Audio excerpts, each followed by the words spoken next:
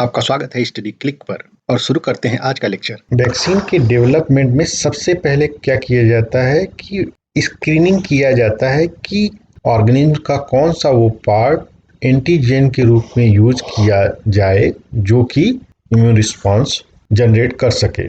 तो जब वैक्सीन का एंटीजन कंफर्म कर दिया जाता है कि इस ऑर्गेनिज्म का ये पार्ट एंटीजन के रूप में वैक्सीन में यूज किया जा सकता है, तो पहले प्री क्लिनिकल फेज होता है। प्री क्लिनिकल फेज क्या होता है? वो फेज जिसमें टेस्टिंग होता है लेकिन ह्यूमन पे न होके एनिमल पे। ठीक है।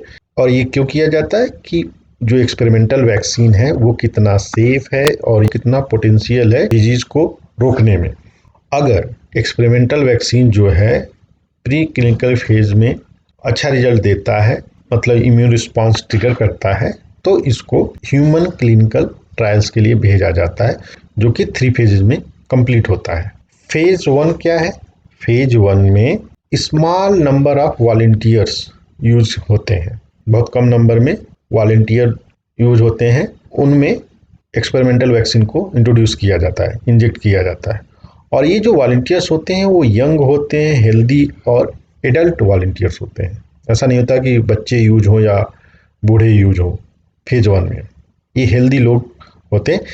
इनमें टेस्ट किया जाता है कि यह वैक्सीन जो कि एनिमल में सेफ पाया गया और एनिमल में इम्यून रिस्पांस को ट्रिगर किया, क्या यह ह्यूमन में भी करता है। तो फेज 1 में सेफ्टी कंफर्म किया जाता है, इम्यून रिस्पांस को देखा जाता है और राइट डोज जो होता है वैक्सीन का उसको भी डिटरमाइन किया जाता है। फेज 2 में क्या है? फेज 2 जो है फेज 1 की तुलना में ब्रॉडर होता है, मतलब इसमें सेवरल हंड्रेड्स वॉलंटियर्स यूज होते हैं। मतलब जहां फेज 1 में थोड़े से इंडिविजुअल यूज किए गए थे, फेज 2 में सेवरल हंड्रेड वॉलंटियर्स पर ये वैक्सीन टेस्ट किया जाता है।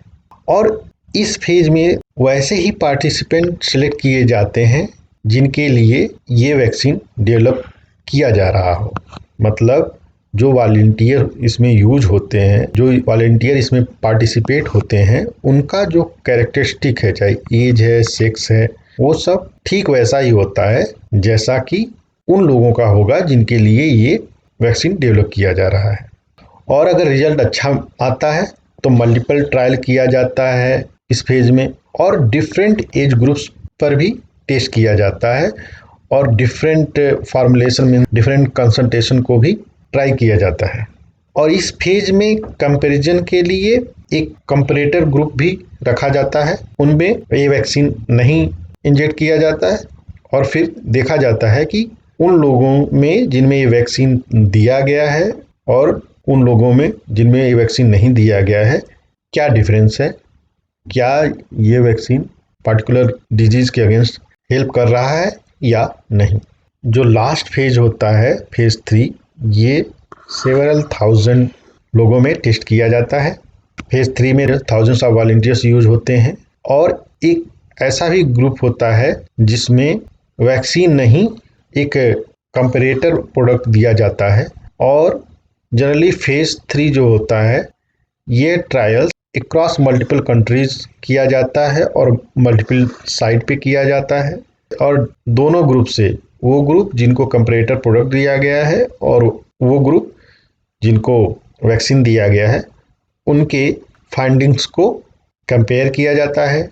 वैक्सीन का परफॉर्मेंस डिफरेंट पॉपुलेशन पे कैसा है, जैसे अमेरिकन पॉपुलेशन पे कैसा है, एशियन पॉपुलेशन पे कैसा है, ये सब भी चेक किया जाता है।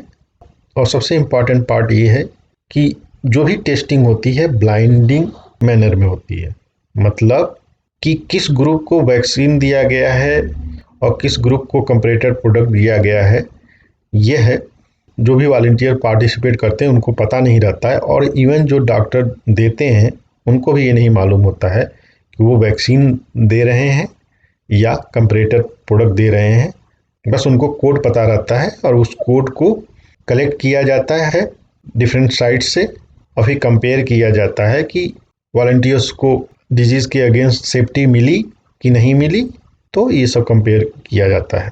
और जब इन सभी क्लिनिकल ट्रायल्स का रिजल्ट अवेलेबल हो जाता है तो कई प्रोसेस होते हैं उनको एनालाइज किया जाता है, सेफ्टी देखा जाता है, एफिकेसी देखा जाता है और उसको फिर रेगुलेटरी और पब्लिक हेल्थ पॉलिसी अप्रूवल्स के लिए भेजा जाता है। फिर जब ये अप्रूव हो जाता है तभी वैक्सीन को पीपल के यूज़ के लिए अवेलेबल किया जाता है। और जब वैक्सीन यूज में आ जाता है तो इसका कंटिन्यूसली मॉनिटरिंग होती है कि यह सेफ है या नहीं है। ऐसा नहीं कि एक बार वैक्सीन डेवलप कर दिया गया और उस समय सेफ था तो आगे उसको whole life world wide use किया जाए विदाउट चेकिंग कि ये सेफ है कि नहीं है। इसीलिए कभी कभी वैक्सीन डेवलप होता है तो वो सेफ रहता है, लेकिन 2-4 साल बाद जब उसका उसका सेफ्टी पैटर्न देखा जाता है, उसके साइड इफ़ेक्ट देखे जाते हैं कि कभी कभी वैक्सीन साइड इफ़ेक्ट देता है और उसका साइड इफ़ेक्ट लॉन्ग टर्म में पता चलता है तो बाद में उस वैक्सीन को डिसअप्रूव कर दिया जाता है अगर उसका साइड इफ़ेक्ट हो तो इसीलिए उसका कंटिन्यूस मॉनिटरिंग होता रहता है। मतलब कोई भी वैक्सीन डेवलप की जाती है तो उसका कंटिन्यूस मॉनिटरिंग किया जाता है। लाइक, शेयर और सब्सक्राइब करें स्टडी क्लिक को। थैंक यू, धन्यवाद, जय हिंद।